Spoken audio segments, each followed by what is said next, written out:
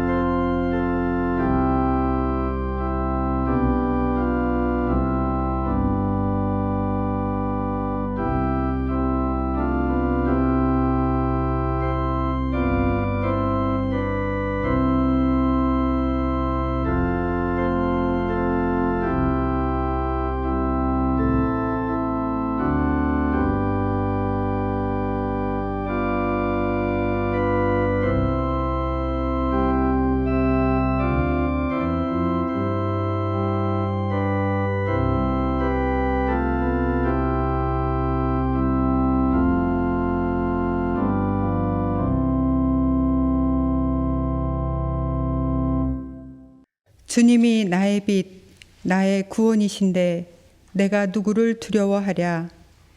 주님이 내 생명의 피난처이신데 내가 누구를 무서워하랴. 너는 주님을 기다려라. 강하고 담대하게 주님을 기다려라. 아멘.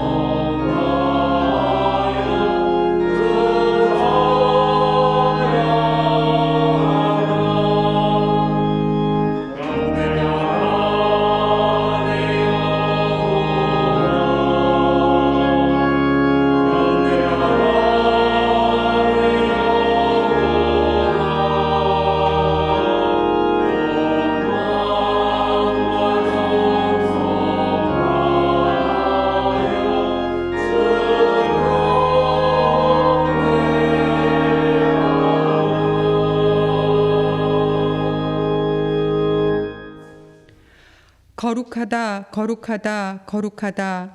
주 하나님 곧 전능하시니여. 전에도 계셨고 이제도 계시고 장차 오실 이시라. 주 하나님 곧 전능하신 이시여, 하시느니 크고 놀라우시도다. 만국의 왕이시여, 주의 이름이 누르고 잠되시도다. 주여, 누가 주의 이름을 두려워하지 아니하며 영화롭게 하지 아니하오리이까. 오직 주만 거룩하시니라. 주의 의로우신 일이 나타났으며 만국이 와서 주께 경배하리이다. 우리 주 하나님이여, 영광과 존귀와 권능을 받으시는 것이 합당하오니 주께서 만물을 지으신지라. 만물이 주의 뜻대로 이루었고 또 보좌에 앉으신 이와 어린 양에게 찬송과 존귀와 영광과 권능을 세세토록 돌릴지어다. 아멘. 찬송과 영광과 지혜와 감사와 존귀와 권능과 힘이 우리 하나님께 세세토록 있을지어다. 아멘.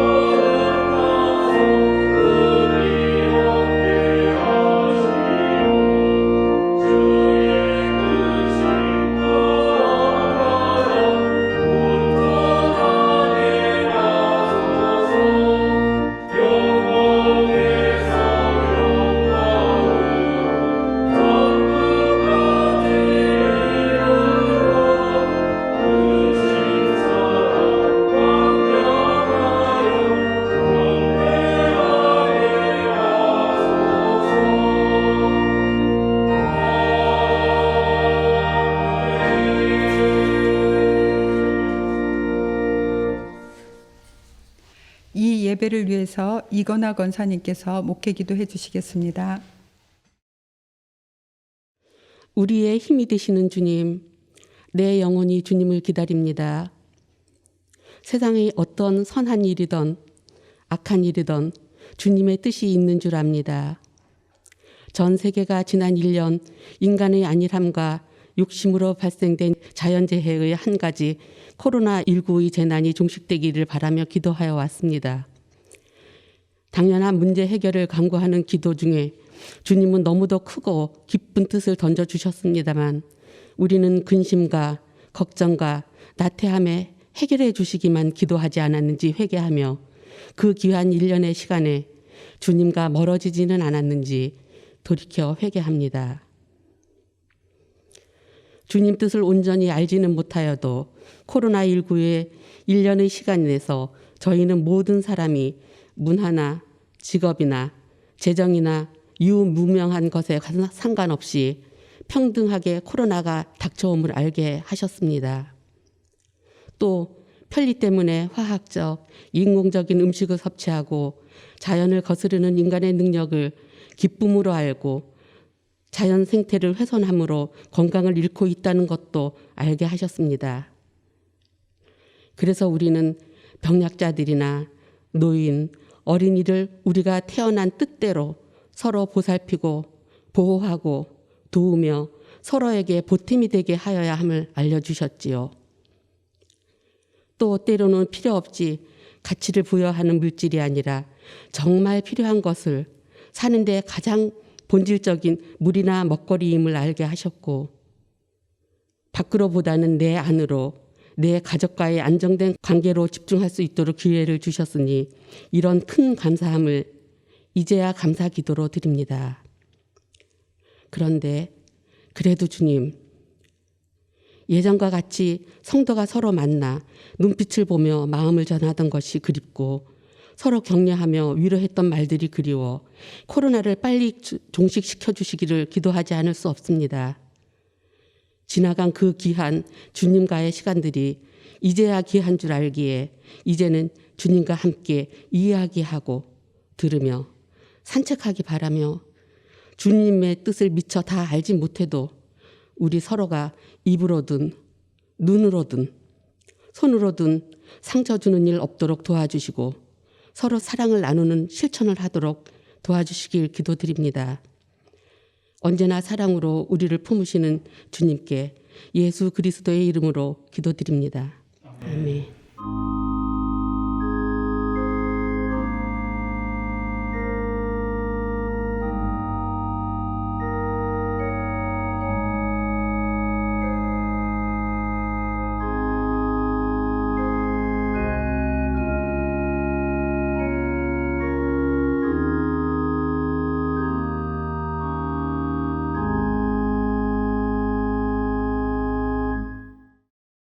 주연절 셋째 주일 우리에게 주시는 성경 말씀은 룻기 1장 19절에서 22절 말씀과 시편 17편 1절에서 9절, 사도행전 21장 27절에서 36절의 말씀입니다.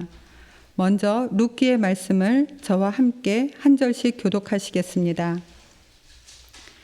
그 두 사람은 길을 떠나서 베들레헴에 이르렀다. 그들이 베들레헴에 이르니 온 마을이 떠들썩하였다. 아낙네들이 이게 정말 나오미인가 하고 말하였다. 나오미가 그들에게 대답하였다. 나를 나오미라고 부르지들 마십시오.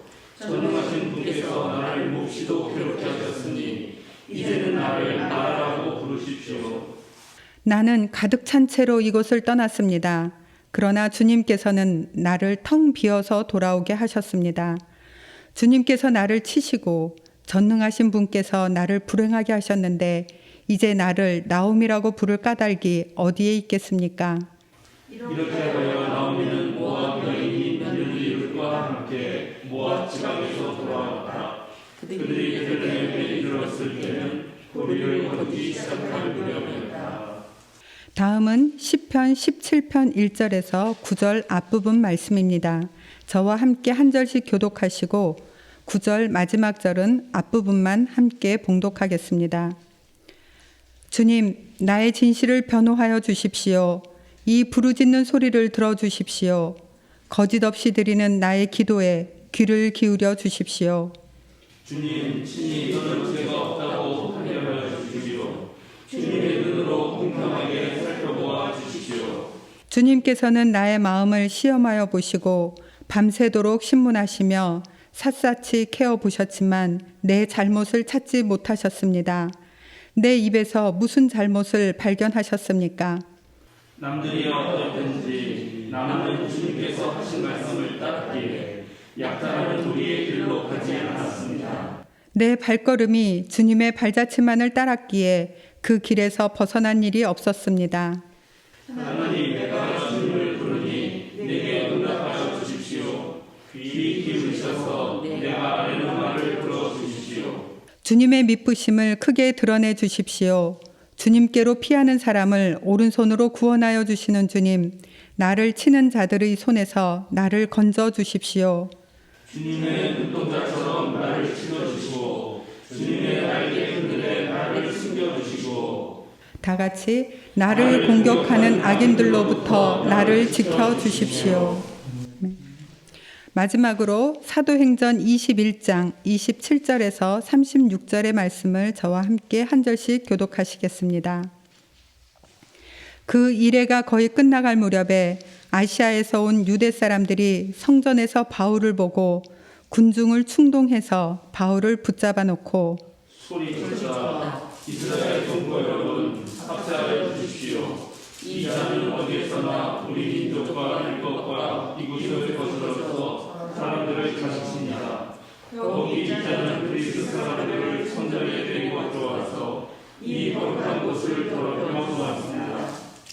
이는 그들이 에베소 사람 드로비모가 바울과 함께 성내에 있는 것을 전에 보았으므로 바울이 그를 성전에 데리고 들어왔으리라고 생각하였기 때문이다.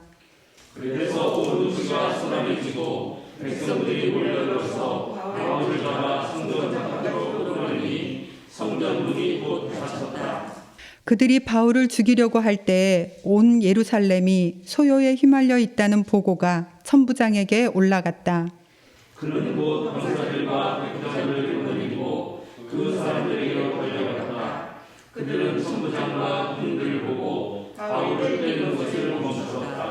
천부장이 가까이 가서 바울을 체포하였다. 그리고 그는 부하들에게서 쇠사슬 둘로 바울을 결박하라고 명령하고 그가 어떤 사람이며 또 무슨 일을 하였는지를 물었다.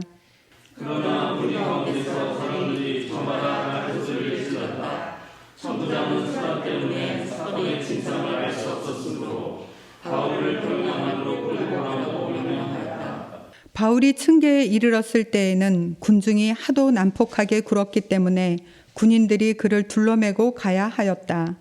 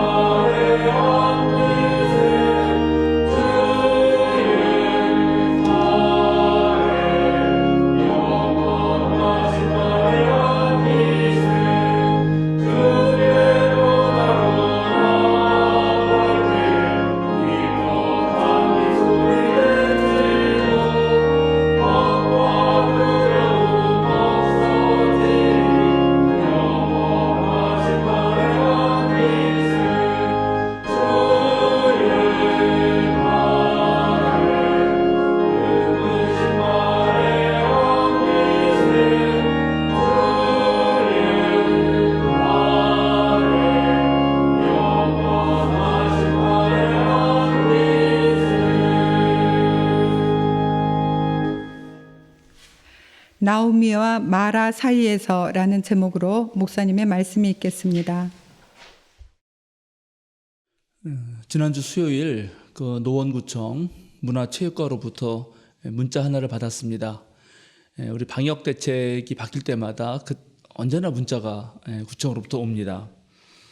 사회적 거리두기 2.5단계가 1월 18일부터 1월 31일까지 연장되었다는 내용이고, 그러나 약간의 조정이 있었다는 것입니다.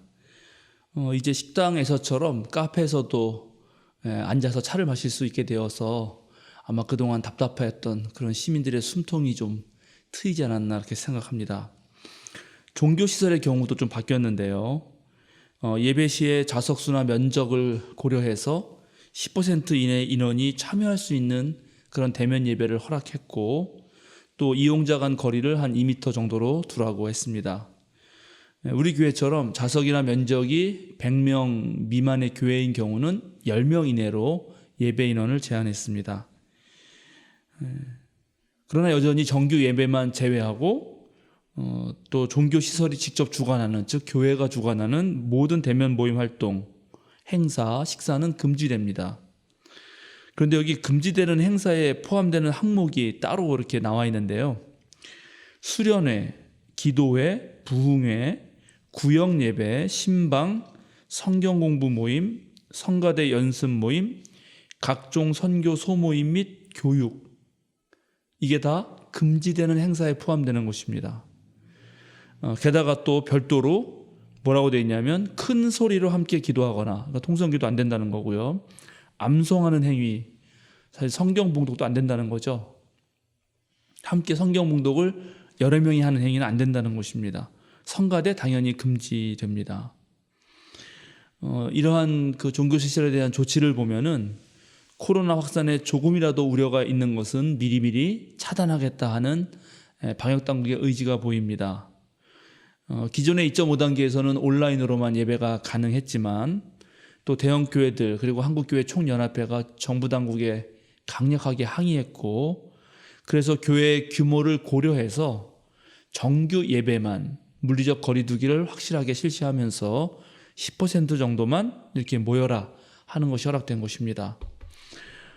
코로나 1년이 넘게 지속되는 가운데 종교시설 중 특히 교회를 중심으로 집단 감염의 확산이 이어지고 있고, 지금까지 누적 확진자 73,115명들 중에 집단 감염으로 인해서 감염된 경우가 약 45%인데 그 중에 가장 많이 그 비율을 차지하는 것이 바로 종교시설이라는 것이 사실입니다.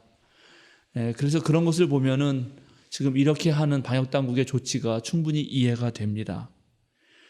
미국의 경우는 대부분의 주에서 법으로 예배를 금지해 버렸습니다. 그러니까 미국과 비교했을 때는 우리나라가 그나마 나은 것이죠.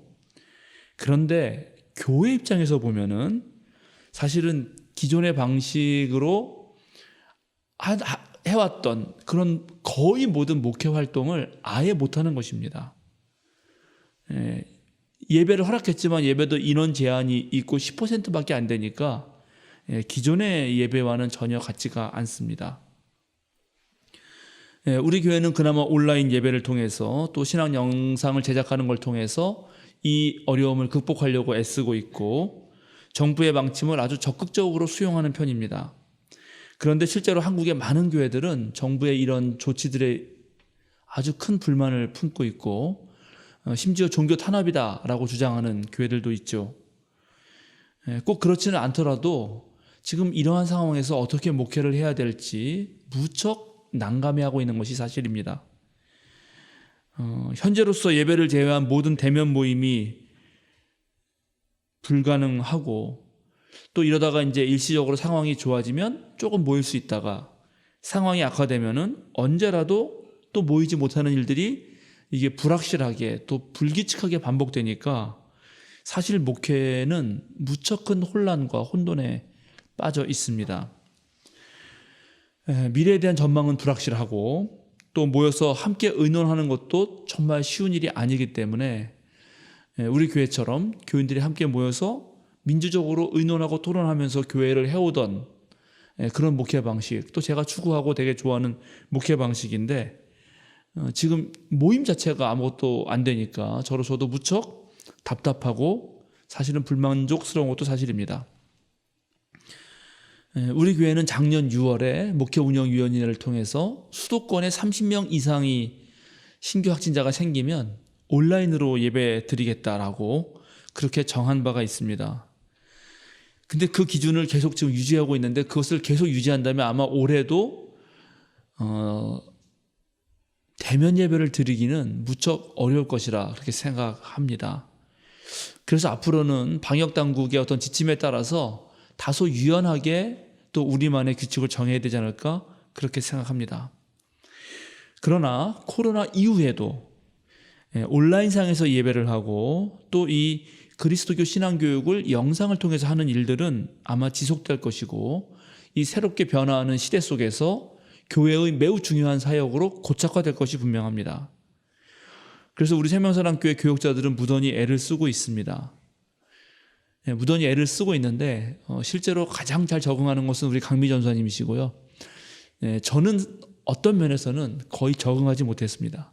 사실은 촬영 장비를 다루는 기술이 필요하고 음향과 영상을 녹음하고 그걸 또 일일이 편집해야 되고 그다음에 영상 올리려면 썸네일이라는 걸 만들어야 되는데 그것도 다 디자인을 해야 됩니다. 근데 그 디자인을 할 때 저작권 문제도 걸리고 글씨체도 사용해야 되고 뭐 그림을 가져온다든지 음악을 가져올 때 전부 그걸 다 확인해야 됩니다. 그러니까 배워야 될 게 진짜 너무너무 많습니다. 게다가 온라인으로 이제 송출하는 영상 안에 우리 기독교 신앙의 내용들을 잘 담아내야 되는데 이렇게 모여서 예배 드릴 때 하는 거하고 그걸 영상을 통해서 하는 거하고는 또 전혀 다르기 때문에 그걸 어떻게 조절해야 되는지 어떤 형식을 썼을 때 가장 괜찮을 것인지가 이게 쉽지 않습니다. 현장에 모여서 그냥 예배 드리면 되는 것을 영상을 통해서 송출하려면 기존에 하던 노동력의 5배에서 10배 정도가 듭니다. 시간도 그렇고 능력도 그러합니다. 그래서 한 주 한 주 지날 때마다 실제로 교역자들의 몸과 마음이 더 지쳐가는 것도 사실입니다. 제가 지난 우리 여신도 주일 17 여신도 주일 때는 그래도 여신도들 분께서 몇 명 더 오셔가지고 다행히 지난주까지는 20명 내 방송 인원이었잖아요. 그래서 13명 예배 드렸는데 제가 너무 좋더라고요. 사실은 막 이 얼굴과 얼굴을 맞대고 반응이 오니까. 그런데 이 카메라만 보고 하는 거는 전혀 피드백이 없기 때문에 하면 할수록 지쳐요. 이게 사실은. 그리고 이제 제가 그러면 카메라를 의식하지 않고 마음대로 해도 이 예배가 되려면은 카메라가 한 대여섯 대는 있어야 돼요. 근데 그렇게 되면은 제가 좀 편하게 할 수 있는데 그러면 이제 전사님들이 화면 5개를 편집해야 되니까 그거는 불가능하죠. 그러니까 우리 개교회, 우리가 작은 교회가 아무리 잘해도 방송국을 따라갈 수는 없잖아요. 방송국은 엄청난 자원과 또 지원이 되기 때문에 참 이 또한 이게 쉽지 않은 일입니다. 그죠? 하여튼간 지금 우리 형편에서 최선을 다하고 있는 것은 사실입니다. 그런데 또 하나 생각해 볼 것은 지금 우리 생명사랑교회가 하고 있는 것도 기존의 오프라인 예배를 그대로 똑같이 드리고 그저 그것을 녹화해서 송출하는 것입니다. 그러니까 이거는 온라인상에서 하는 예배라기보다는 오프라인 예배를 전달하는 것에 불과한 것입니다. 그러니까 이제 앞으로는 어떻게 변해야 되냐면은 이 온라인상에서 하는 예배가 어떤 예배를 드리는 게 적절한가를 새롭게 개발할 필요가 있는 것이고 그 활동에 대해서 좀 고민하고 연구할 필요가 있습니다. 이거는 시간이 좀 사실은 걸립니다. 제가 열심히 책을 읽으면서 요즘에 연구하고 있는데요. 미국 클레어먼트 신학대학원에서 실천신학을 가르치시는 김남중 교수님이 계십니다. 저랑 잘 아는 사이인데 이 교수님이 디지털 시대에 맞는 새로운 모형의 예배를 지금 기획도 하고 실천도 하고 있어요. 그런데 이분이 생각하는 가장 중요한 그 코로나 이후 시대, 이걸 이제 디지털 시대라고 이분은 부릅니다. 그 이전 시대를 온라인 시대 또는 하이브리드 시대라고 나눠요. 이 김남준 교수는. 어쨌든 디지털 시대에 맞는 예배의 가장 중요한 것은 예배와 삶이 분리되지 않는다는 것입니다.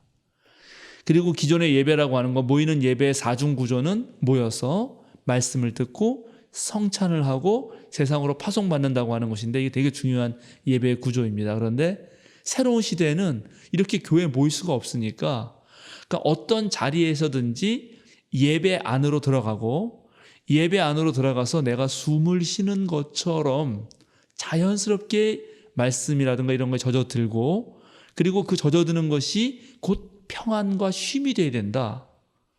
그래서 예배를 드리고 나면 너무나 힘이 나고 이제 뭐랄까요, 이렇게 쉬었으니까 힘이 쌓인 거죠.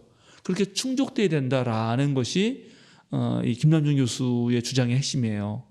그래가지고 최근에 김남준 교수가 성찬을 했는데, 그래가지고 그걸 전 영상을 보면서 이제 예배드리는 교우들이 따라하는 거죠. 성찬할 때 이 옷 입은 예식복이 있을 거 아닙니까? 저 이제 가운 같은 걸 입잖아요. 근데 앞치마를 둘렀어요. 그게 하나의 중요한 상징이죠. 주방에 가서 남자든 여자든 앞치마 두르고 설거지 하듯이 또 음식을 준비하듯이 앞치마를 두르고 성찬을 준비한다는 거예요. 그 이게 기존의 예배당에서 한다고 하면은 그 되게 논란이 됐을 거예요. 그런데 각자 집에서 다 있잖아요. 그러면은 이제 목회자가 성찬을 준비하듯이 그게 앞치마 입으면 집에는 앞치마 딱 두르고 같이 음식을 만들고 성찬을 준비해서 예배하고 나누는 거죠. 근데 거기 안에서 바로 숨과 쉼이 이루어진다는 거예요. 상당히 의미 있다고 생각합니다. 그래서 저도 제가 작년에 우리 그 교단에 목회와 신앙연구소에서 코로나 시대에 목회라고 하는 주제로 자담회를 열었을 때 거기서 제가 강력하게 얘기했는데 주일날 11시에 모이는 예배도 되게 중요하지만 그 예배와 더불어서 이제 그 시간과 공간을 완전히 초월해서 언제 어디서나 가능한 생활형 예배가 기획될 필요가 있다. 그리고 그 시간에 언제나 성직자가 있을 수는 없겠죠. 그러니까 원래 유대교는 유대교 예배의 핵심은 가장이 드리는 거거든요. 집에서 가장이 모여 앉아서 그게 밥을 먹는 시간이든 무슨 시간이든 그래서 그런 예배가 기획되어야 되고 우리 생명사랑교도 앞으로 그런 방식의 예배를 기획해야겠다, 준비해야겠다라고 생각하고 있습니다.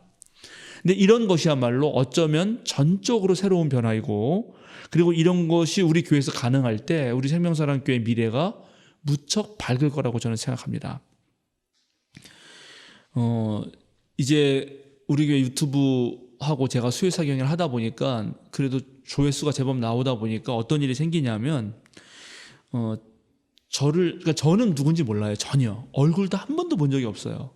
그런데 그분들은 이 영상을 통해 저를 보니까 저를 되게 친하다고 생각하시는 것 같아요. 우리도 그렇죠. 왜 연예인들 보면 맨날 보면 옛날에 그 전원일기인가? 그때 최불암 씨인가가 국회의원 선거인가 나와가지고 한동안 안 찍은 적이 있어요. 근데 그분이 유세하다가 누구 어르신을 만났는데 그 할머니가 그랬다는 거 아니에요. 아무리 선거하기 바빠도 집에는 들어와야지. 왜 요즘에 집도 안 들어와 이랬다는 거예요. 그러니까 그게 그런 식으로 헷갈린 거죠. 그러니까 그런 방식으로 저랑 친한데 저에게 이제 많은 질문도 하고 뭐 이렇게 전화가 오기도 하고 그리고 전화하면 되게 반갑게 막 하시거든요. 근데 그런 횟수가 점점점 증가하고 있어요. 그러니까 문자나 메일, 카톡, 페이스북, 메신저를 통해서 신앙 상담을 하고 있고 그리고 실제로 지금 우리 교인들에게 보낸 생명사랑 CR 미션도 그 외부인들에게 한 10명 정도 보냈습니다. 요청을 해왔기 때문에. 그리고 그중에 3명은 이미 해서 저한테 다시 보내왔어요. 그리고 제가 이제 그분들에게는 바로 그냥 요즘 좋잖아요. 카카오톡 선물 보내기 아주 간단해요. 딱 커피와 조그만 케이크 하나 보내드렸는데 이런 식의 목회가 가능하다는 것입니다. 기존은 생각할 수 없어요. 아니 목사가 어떻게 얼굴도 모르는 성도를 가르치고 상담해주고 이름도 모르고 아무것도 몰라요. 그래도 가능한 거예요. 그냥 그게 신앙 교육도 하고 있어 지금 이미. 이게 지금 신기하죠. 사실은 제가 2019년에 당회를 열면서 그리고 우리 생명사랑교회 홈페이지 만들면서 그 홈페이지 TF 구성원들에게 앞으로 생명사랑 그러니까 유비쿼터스 생명사랑교회가 필요하다. 생명사랑 유비쿼터스 교회가 앞으로 필요하다고 말씀드렸는데 어떤 면에서 지금 이미 그렇게 진행되고 있습니다. 그리고 앞으로 이제 목회운영위원회에서 좀 더 구체적으로 온라인 성도를 우리 지금 신앙공동체가 어떻게 받아들여야 할지 그리고 어떻게 그분들과 교제를 나누면서 함께 신앙생활을 해야 될지 좀 더 구체적으로 논의하게 될 것이라 생각합니다. 하여튼 아이디어들은 있는데 이 모두가 가보지도 않은 일이고 또 가다가 보면 지칠 수도 있거든요. 그러니까 제가 이제 은근히 지칠 수가 있겠더라고요. 왜냐하면 시도 때도 없이 문자가 와요. 그럼 저는 또 되게 열심히 얘기해 주려고 얘기를 하면 그 얘기하다가 1시간 그냥 지나가요. 그래서 되게 좋은 거예요. 그러니까는 지금 이 영상도 또 보시는 분들 계셔서 이제 안 보내야지 이러지 마시고 보내시긴 하는데 그걸 어떻게 우리가 더 좋게 할지 고민해 봐야 생각합니다. 오늘 우리가 함께 읽은 본문은 룻기입니다. 제가 룻기라고 되어 있지만 그리고 실제 룻이 주인공이기도 하죠. 그런데 룻기를 가만히 읽어보면 룻기의 시작과 끝은 나오미가 주인공처럼 등장해요. 그리고 전체를 보면 또 나오미와 룻이 누가 주인공인지 모르게 약간 함께 이야기를 꺼내가죠. 그렇게 됩니다. 그 둘의 인생 여정을 다루는 게 룻기예요. 오늘 본문은 나오미가 자기 고향인 베들레헴에 돌아와서 이제 그 고향 사람들을 만나는 장면입니다. 나오미가 돌아왔다는 소식에 마을 사람들이 막 달려 나와가지고 떠들썩 한 거죠. 야, 나오미가 왔대. 그러면서 그 나오미와 친구였던 오랜 아낙네들이 와가지고 정말 이게 나오미인가? 이게 정말 나오미인가? 하고 이제 반가워하죠. 근데 나오미가 하는 말이 나를 나오미라고 부르지 말고 마라라고 불러라. 마라. 이 말이 재밌는데 오늘 제가 설교 제목이기도 하지만 왜냐하면 전능하신 하나님께서 나를 괴롭혔고 나를 불행하게 만들었고 하나님이 나를 쳤다. 나옴이라는 말은 기쁨, 즐거움, 행복 이런 뜻이에요. 사랑스러운 이런 말이 그 안에 담겨 있어요. 근데 마라는 우리가 마라의 쓴물에서 알듯이 쓰다 이런 말이거든요. 나오미는 왜 이렇게 말했을까요? 룻기 1장을 읽어보면 우리가 상상해 볼 수 있습니다. 룻기는 어떻게 시작하냐 하면 이 베들레헴에 심한 기근이 들어서 이제 고향 땅 베들레헴을 떠나는 엘리멜렉 가족의 이야기입니다. 엘리멜렉과 그의 아내 나오미와 그의 아들 말론과 기럐이 모압으로 피난 간 것으로 이제 시작을 하죠.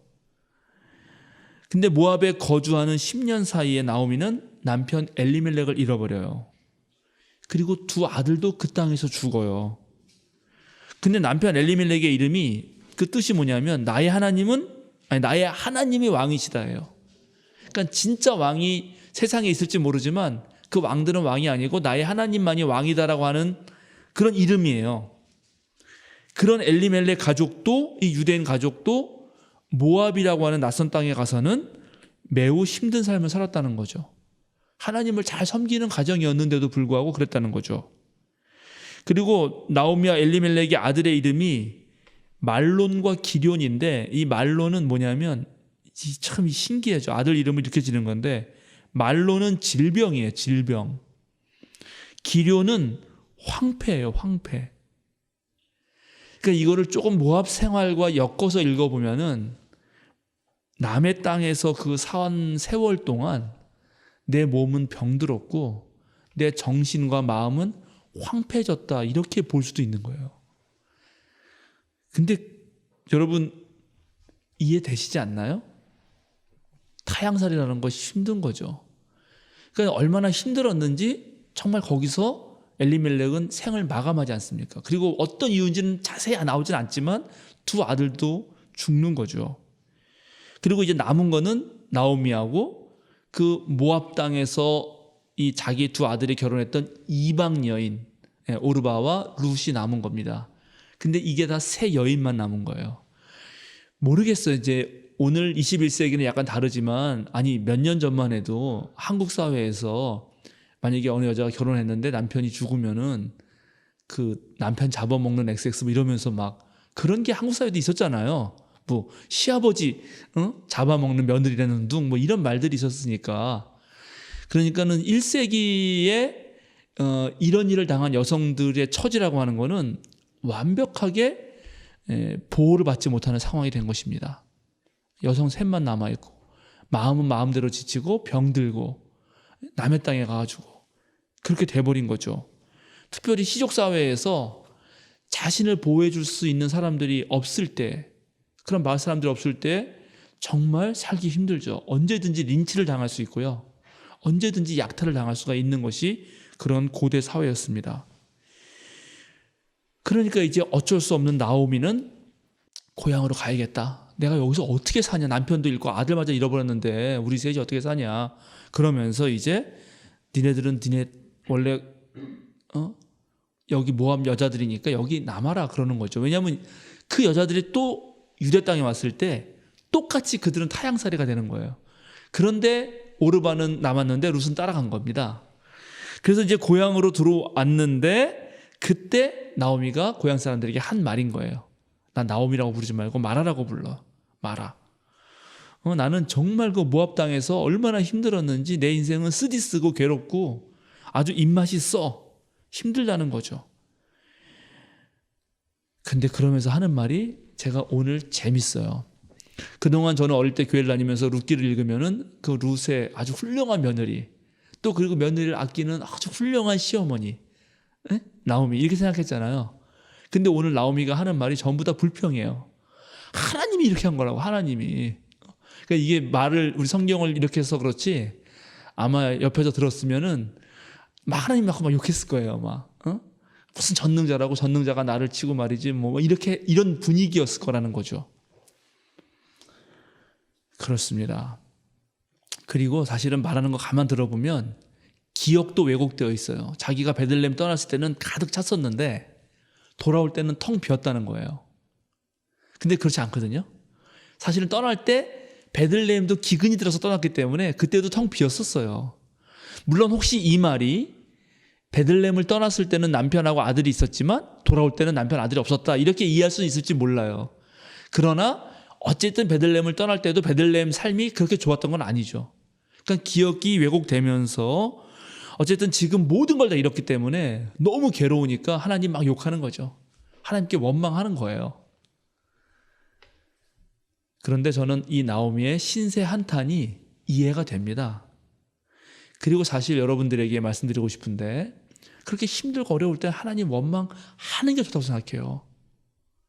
하나님이 나 택해서 불렀는데 하나님이 나 사람으로 열심히 사는데 왜 하나님 나한테 이런 고난을 주냐 이렇게 탄식하는 게 옳다고 생각합니다. 정말 힘든데 안 힘든 척하고 말이죠. 그저 괜찮은 척하고 말이죠.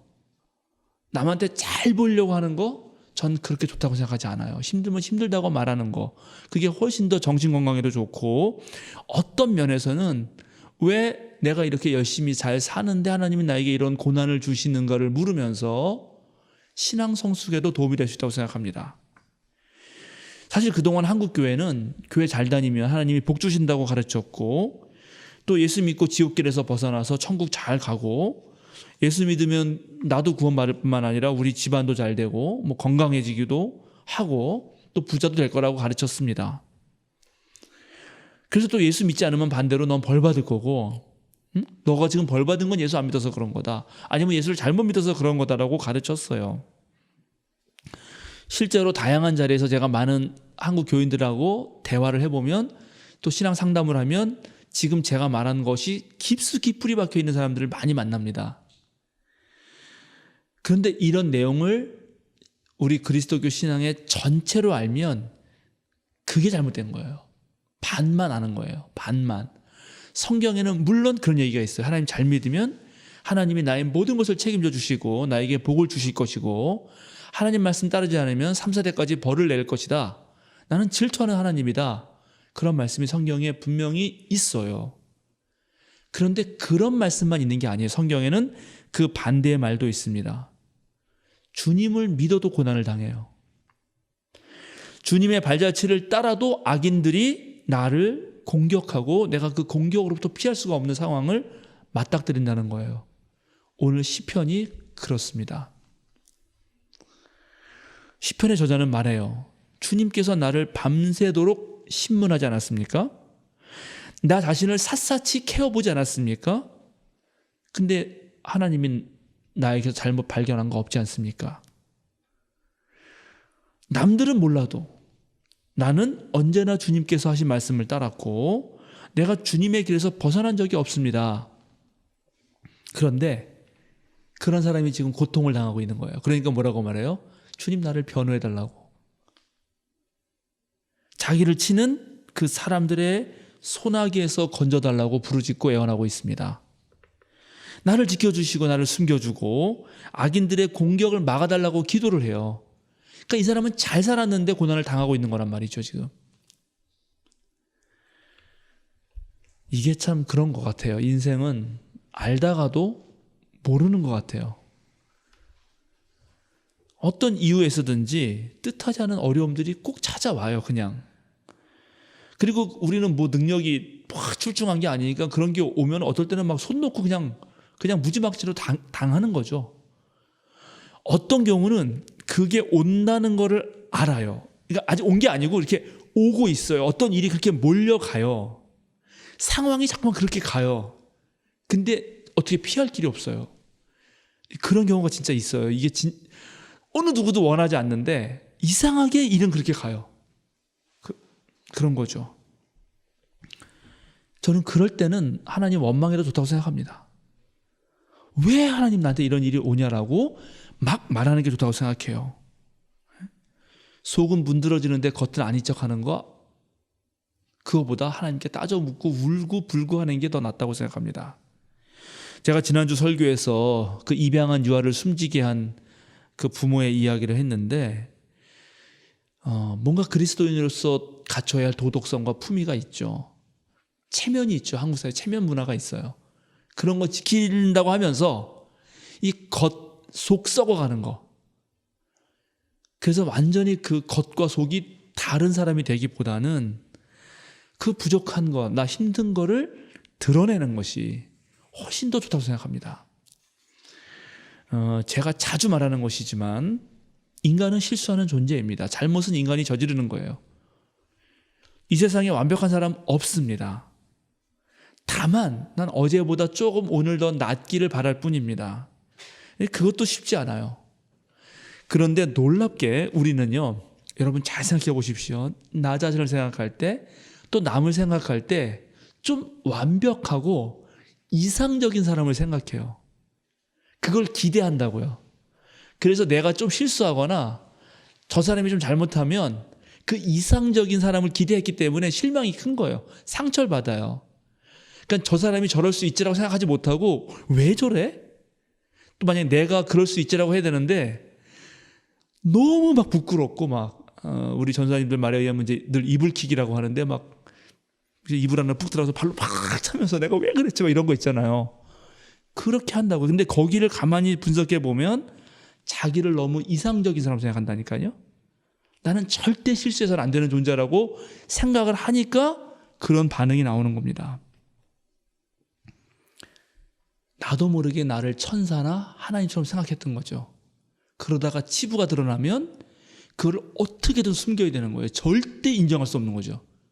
난 그런 일 안 하는 사람이라고. 근데 그렇게 되면 사실은 더 깊은 상처를 입게 되고 거기서 헤어나오기가 쉽지 않습니다. 그래서 우리 자신이 가지고 있는 내 부족한 것들, 내 취약성이라고 하는데 그 취약성들을 인정할 줄 알아야 됩니다. 우리가 뭐 잘나서 하나님의 일을 하는 거 아닙니다. 우리는 부족해도 부족하는 걸 알면서도 그냥 하는 거예요. 그러니까 서로 도와야 되는 거고 함께 해야 되는 거고 함께 모여서 힘을 내야 되는 거죠. 부족하지만 하나님이 우리를 어여삐 보셔서 우리를 써주시는 것입니다. 그래서 그런 우리들을 써주신 하나님이 하신 일들이 놀라운 거예요. 오늘 우리가 함께 읽은 사도행전 말씀에서 바울은 인생에 엄청난 전환을 겪습니다. 즉 바울이 체포됩니다. 바울은 자신의 사도성을 인정받기 위해서, 그리고 자신이 하는 이방 선교가 얼마나 중요한지를 설득하기 위해서 예루살렘 교회로 갑니다. 예루살렘 교회 교인들을 위해서 마케도니아와 또 아가야에서 아주 열심히 걷었던 그 구제 헌금들, 예루살렘 교회가 가난했거든요. 그래서 그 사람 도와주려고 하는, 그걸 전달하려는 목적도 있지만 동시에 바울은 자신이 그동안 유럽 각지로 다니면서 선교했던 그 선교 활동이 나쁜 게 아니다, 나 정말 복음을 전한 거다라는 것을 인정받고 싶어 했어요. 이게 초기 기독교 무척 복잡합니다. 여러분 되게 간단할 것 같지만 그렇지 않아요. 바울은 저 로마에까지, 그리고 스페인, 당시 세계 끝인데 스페인까지 가서 하나님 나라 선교를 하기를 원했어요. 근데 그걸 하려면 제일 처음 가서 하는 방식은 유대인들을 만나는 건데, 그 유대인들을 만나서 설득을 하려면 예루살렘 교회의 승인과 지지를 받아야 되는 거죠. 그러니까 만약에 제가 선교사로 나간다, 그러면 생명사랑교회 교인들이 나를 지지해줘야지 내가 나가서 힘차게 하는 거지. 여러분들의 지지도 없이 제가 무슨 어디 선교 간다 그러면 거기 가서 무슨 말 하겠어요. 너 생명사랑교회에서 보낸 거냐? 너 기장총회가 보낸 거냐? 아니 그냥 나 혼자 왔어 이러면 힘이 없잖아요. 그러니까 바울은 그런 마음을 가지고 이제 예루살렘으로 갑니다.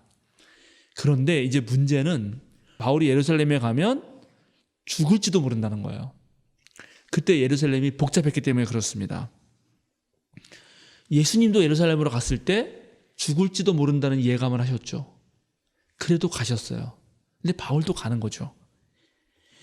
1세기 유대교 내 종교적 지형도는 매우 복잡했습니다만 그 중에 로마의 지배하에서 특별히 유대의 독립을 꿈꾸고 또 정치와 종교가 아주 밀접하게 연결된 사회에서 언제든지 팔레스틴이라고 하는 그 예루살렘에 있는 그 유대 땅은 언제든 폭동이, 언제든 반란이 일어날 수 있는 사회였습니다.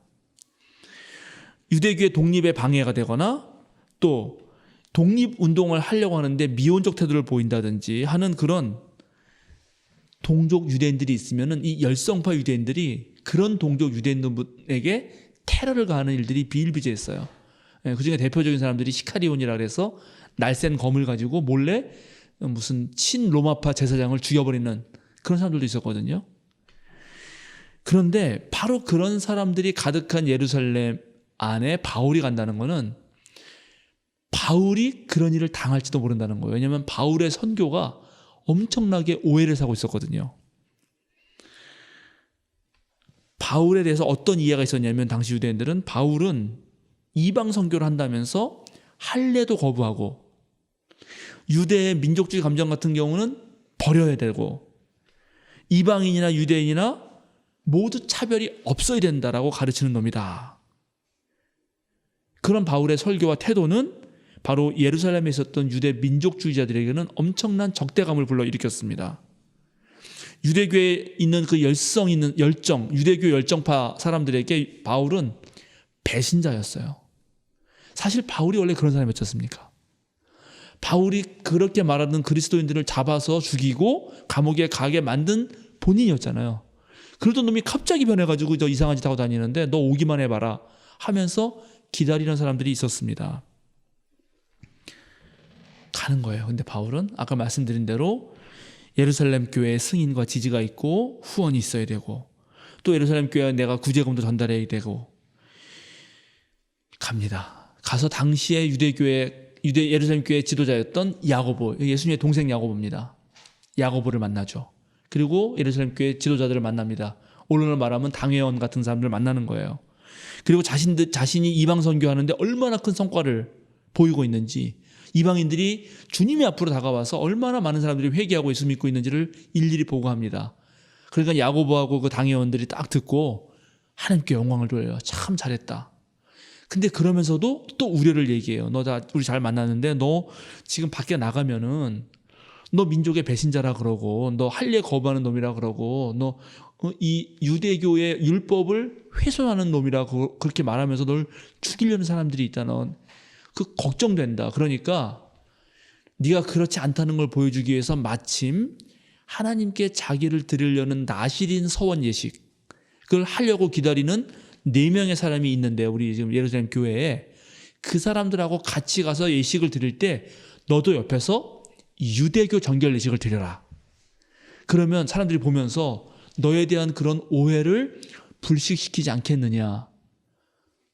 그래서 바울이 좋다 그래요. 내가 그렇게 하겠다고. 그래서 그게 아마 한 일주일쯤 걸렸던 모양인데 일주일쯤 걸렸을 때에 딱 바울이 성전에서 정결을 하고 있는데 바로 그 열성파 유대인들이 본 거예요. 그리고 이제 막 욕하면서 저 배신자 바울이다 그러고 소란을 일으키고 바울을 끌어당기고 거기 있는 군중들을 막 흥분해가지고 우리 편에 합세해달라 그러고 이제 막 바울에게 린치를 가하기 시작했던 것입니다. 그게 오늘 본문입니다. 근데 마침 이제 로마의 천부장, 로마의 총독이 관리하지 않을 때는 천부장이 관리합니다. 1000명의 부하를 거르고 있는 사람이죠. 그래서 천부장이 예루살렘 내에서 소동이 일어났으니까요. 소동이 일어나서 그거를 와서 보러 갔다가 바울을 일단 체포합니다. 그리고 로마의 지배하에 있으니까는 그런 난동을 피웠던 유대인들은 일단은 멈추죠. 그리고 이게 어떤 상황인가 하고 이제 알아보는 거예요.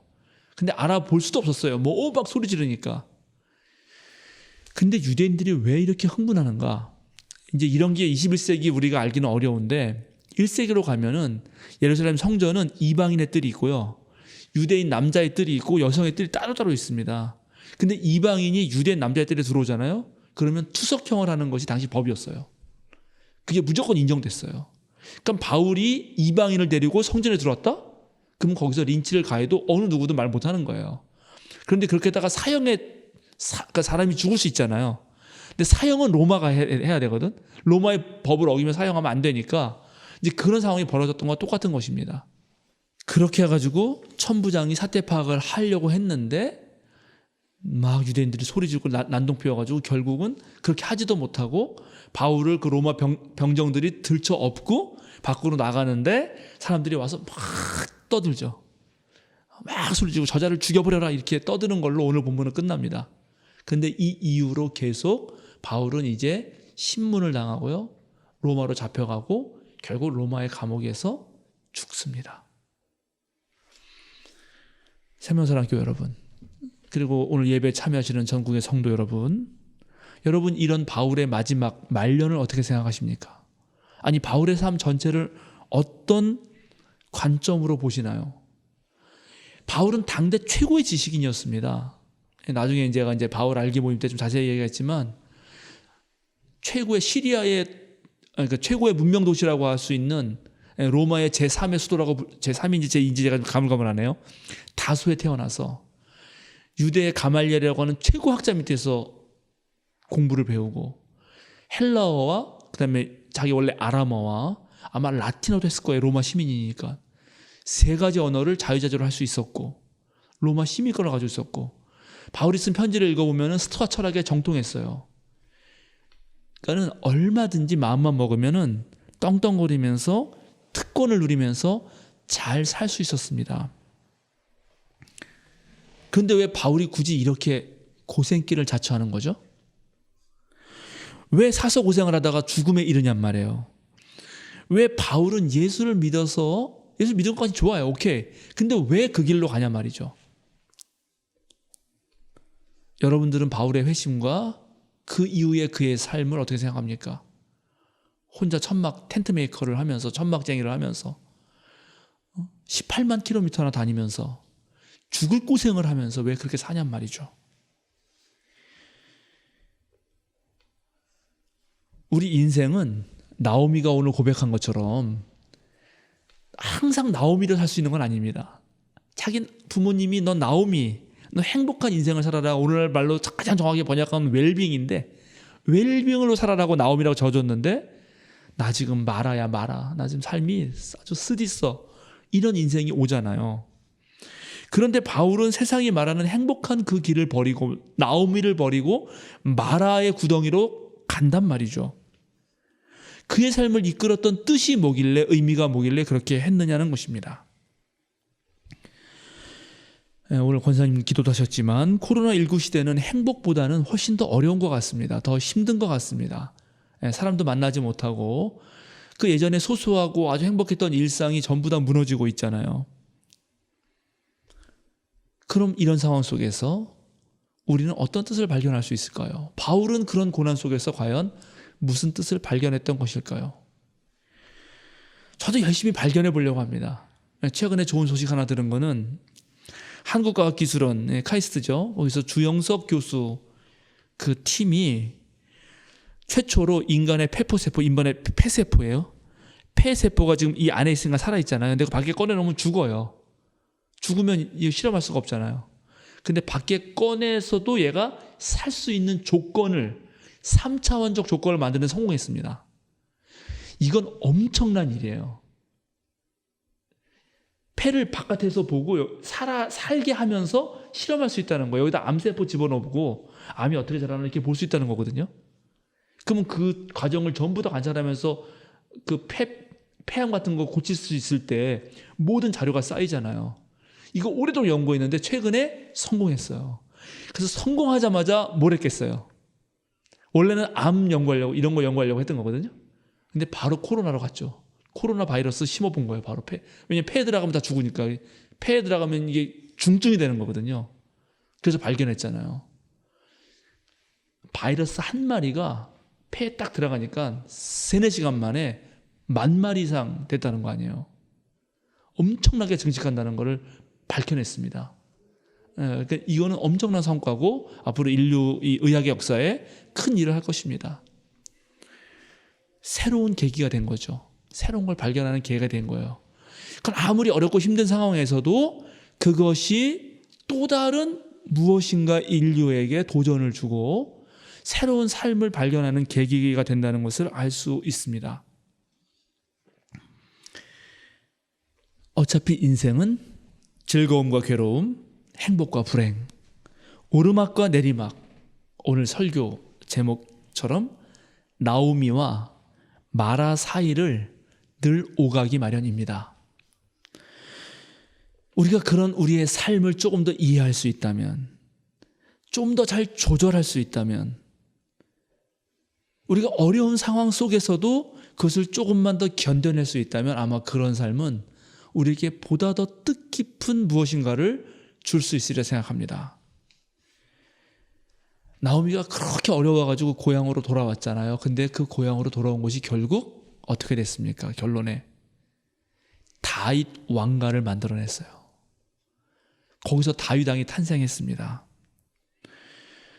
저는 우리가 지금 좀만 견디면서 뭔가를 해낼 수 있다면 그것이 나중에 훨씬 더 큰 행복과 보람으로 이어질 거라고 믿고 있습니다. 하루하루 주어진 삶을 견뎌내면서 또 살아내면서 그 삶의 양지와 음지, 그 삶의 이쪽 저쪽을 모두 체험하면서 여러분들의 삶이, 그리고 저의 삶이 훨씬 더 무르익고 훨씬 더 깊어지길 바랍니다. 기도하겠습니다.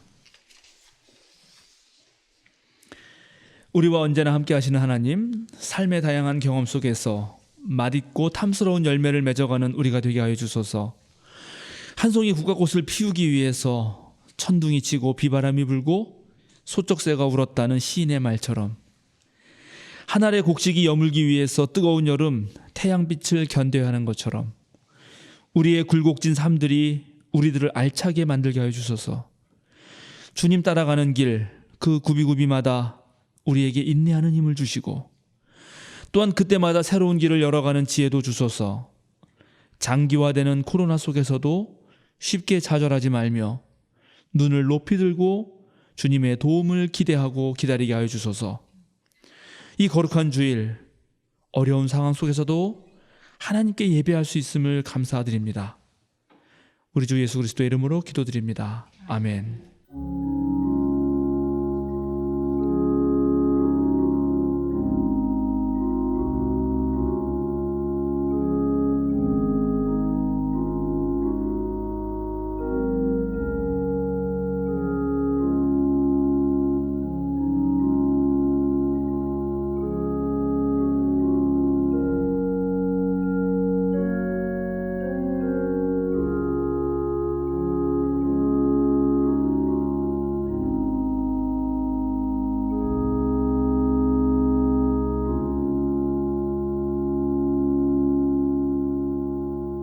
사도신경으로 우리의 신앙을 고백합니다. 나는 전능하신 아버지 하나님 천지의 창조주를 믿습니다. 나는 그의 유일하신 아들 우리 주 예수 그리스도를 믿습니다. 그는 성령으로 잉태되어 동정녀 마리아에게서 나시고 본디오 빌라도에게 고난을 받아 십자가에 못 박혀 죽으시고 장사된 지 사흘 만에 죽은 자 가운데서 다시 살아나셨으며 하늘에 오르시어 전능하신 아버지 하나님 우편에 앉아 계시다가 거기로부터 살아있는 자와 죽은 자를 심판하러 오십니다. 나는 성령을 믿으며 거룩한 공교회와 성도의 교제와 죄를 용서받는 것과 몸의 부활과 영생을 믿습니다. 아멘. 함께 찬송 569장 하시겠습니다. 그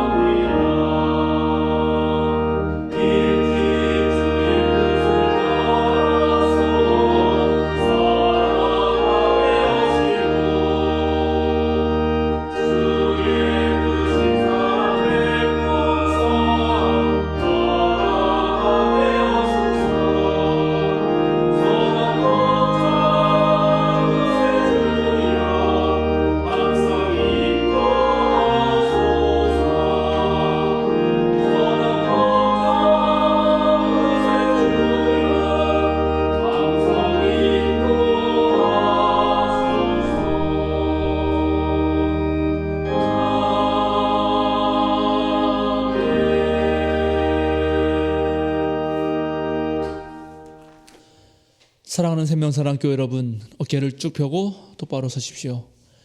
세상으로 당당하게 그리고 힘차게 걸어나가십시오. 자유인으로 사십시오. 우리에게 닥쳐오는 삶의 그리고 고난의 물결을 두려워하지 마십시오. 담대하게 그 고난의 물결을 맞이하십시오. 함께 축도하겠습니다. 이제는 우리 주 예수 그리스도의 그 무한하신 은혜와 하나님의 크신 사랑과 성령의 거룩한 친교가 인생의 모든 경험에서 주님을 만나고 넘치는 하나님의 은총을 가슴 깊이 새기려는 생명사랑 교우들과 이 시간 함께 전국 각처에서 예배하는 성도들과 아픈 삶 속에서 구원을 갈망하는 모든 이들에게 함께 하시기를 간절히 축원하옵나이다. 아멘.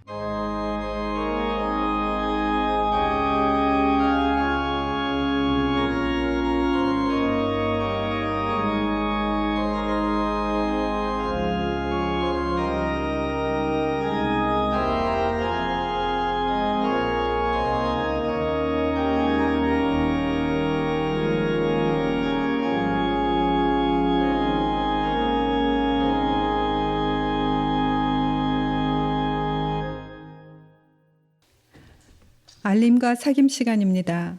오늘은 주연절 셋째 주일입니다. 방역 당국의 지침과 예배당 공간을 고려하여 당분간 온라인 예배만 드리고 각종 대면 모임과 활동은 중단하겠습니다. 생명사랑 CR 미션 한 걸음에 모두 동참해 주시기 바랍니다. 생명사랑 유튜브 채널에 들어가셔서 주의 기도 강의를 시청해 주시고 각 가정으로 보내드린 체크리스트에 기록해 주시기 바랍니다. 아직 받지 못하신 분들은 교육실로 연락 주시면 보내드리겠습니다. 작년에 계획했던 연탄봉사는 2월 27일 토요일로 연기되었습니다. 참여를 원하시는 분들은 전교인 카톡방 투표를 통해서 알려주시기 바랍니다. 북한 어린이 돕기 저금통 모으기에 참여하신 분들은 저금통을 교회로 제출해 주시기 바랍니다.